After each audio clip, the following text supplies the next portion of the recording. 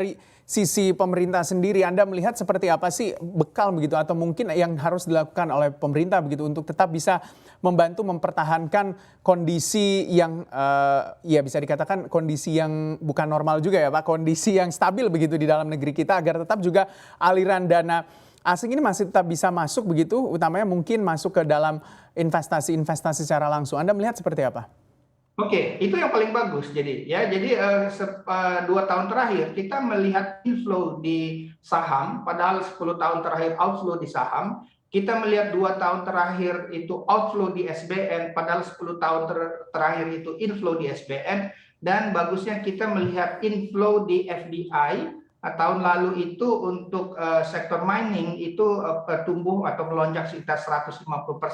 Jadi kita harus mendorong investasi yang untuk meningkatkan, boleh dibilang, produksi di dalam negeri. Ingat ya, yang paling penting itu adalah bagaimana bukan cuma memanfaatkan harganya naik, tapi kita harus meningkatkan added value. Itu sebabnya yang dilakukan pemerintah menurut saya benar, downstreaming sektor mining. Dan kita melihat bahwa value added sektor mining meningkat. 10 tahun yang lalu itu sektor mining rankingnya 37, sekarang udah melonjak ke ranking 3, yaitu suatu kemajuan yang harus diapresiasi dari pemerintahan saat ini. Jadi Anda melihat tentunya di situasi yang tidak pasti begitu secara global, kita terdampak cukup baik sebenarnya juga dengan inflasi yang terjadi di negara-negara maju. Lantas mungkin ke depan apa yang sebenarnya harus dilakukan oleh pemerintah agar tetap bisa menstabilisasi kondisi perekonomian dalam negeri? Memang di luar akan sangat uncertain ya. Kita melihat ada pandemi, ada yang disebut sebagai inter-imperialist war, itu akan kejadian. Itu Ray Dalio mengatakan bahwa kedua hal itu new normal gitu.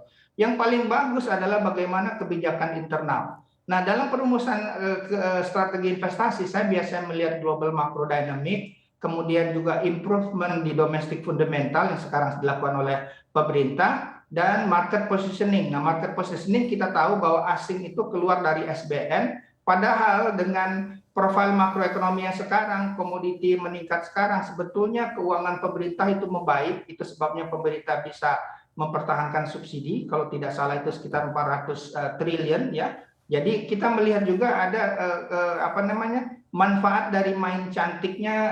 Kalau kami di Bahana TCW menggunakan ya istilahnya transform, reform sama dengan perform. Ya, jadi performance itu tergantung apa yang dilakukan oleh pemerintah dalam reformasi dan transformasi ekonomi. Oke, nah terakhir mungkin Pak Budi, kalau kita lihat ya aset kelas yang akan menjadi buruan dari investor di sisa tahun 2022 ini dan mungkin di awal tahun 2023 di mata Anda sebagai manajer investasi apa saja Pak?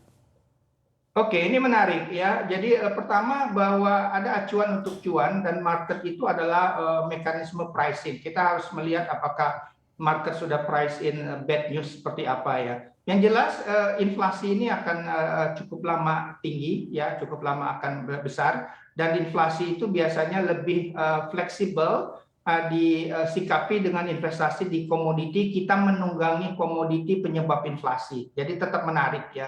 Apalagi ada arahan misalnya kita mau ke green economy, itu sektor mining itu semakin diperlukan. Kita juga melihat sebetulnya dengan perbaikan infrastruktur yang dilakukan oleh pemerintah, suku bunga yang relatif rendah dan daya beli masyarakat yang cukup kuat karena komoditi naik, itu sektor cyclical seperti properti, otomotif juga perlu dilirik. Sebetulnya kita lebih melihat banyak ya, dan di tengah uncertainty ini kita mau menikmati dividen play juga ada. Beberapa emiten sebetulnya mereka akhirnya memanfaatkan dividen itu untuk menyenangkan investor ya. Itu juga menarik.